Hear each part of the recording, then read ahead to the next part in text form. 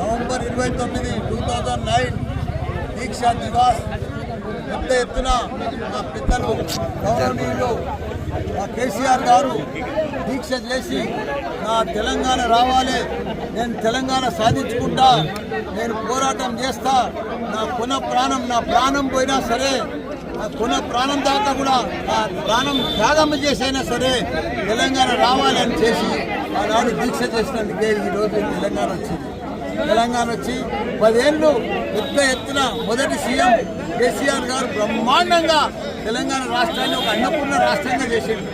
IT రాష్ట్రంగా తయారు చేశారు కేసీఆర్, హరీష్ రావు కలిసి.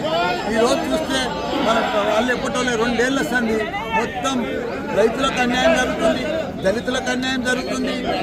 ప్రతి ఒక్కరికి ఏ బంధువులు ఇస్తలేరు, రైతు బంధు ఇస్తలేరు, మన రైతు బీమా ఇస్తలేరు, ప్రతి ఒక్కరు కూడా బంద్ చేశారు. కేసీఆర్ కిట్ ఇస్తలేరు, పిల్లలకు 12,000 13,000 పిల్లలు పుడితే ఇస్తారు, అవి కూడా అన్ని బంద్ చేశారు.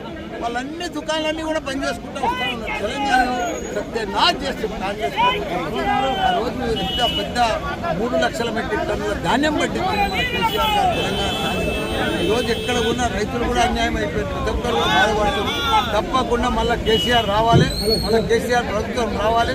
ఎంతోమంది లక్షల మందికి సంవత్సరానికి 6 లక్షల మంది గురుకుల పాఠశాలలో ఎస్సీలు, బీసీలు, ముస్లింలు, మైనార్టీలు, క్రిస్టియన్లు చదువుకున్నారు. ఇంగ్లీష్ మీడియంతో తెచ్చిన ఘనత.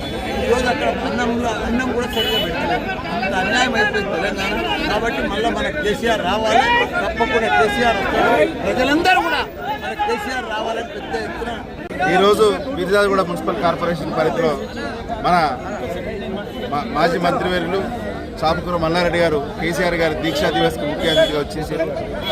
కేసీఆర్ గారు దీక్ష పూనుకున్న సందర్భం కానీ, లేకపోతే మిలియన్ మార్చ్ కానీ, లేకపోతే రైల్ రోకో కానీ, లేకపోతే సెంట్రల్లో లాబింగ్ కానీ, లేకపోతే వివిధ పార్టీలతో చేసిన ఒత్తు కానీ, ఎన్నో వ్యూహాలు, ఎన్నో ఉద్యమ స్ఫూర్తులు, ఎన్నో ఎత్తుగడలు, ఎన్నో రాజకీయంగా ఎంతో మంది దగ్గర పోయి ప్రతి గడపకు వెళ్ళి కేసీఆర్ గారు అలా ఈ యొక్క కేసీఆర్ గారి దీక్షతోటి తెలంగాణని ఎంత ఎస్కలేట్ చేసినట్టే, ఎంత ఎత్తున తీసుకుపోయారంటే ఉవ్వెత్తున ఎగిసిపడిన కెరటం లెక్క ఈ యొక్క కేసీఆర్ గారు ఉద్యోగ స్ఫూర్తి.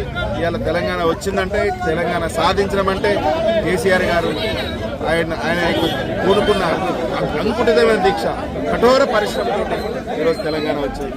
Thank you. జై తెలంగాణ.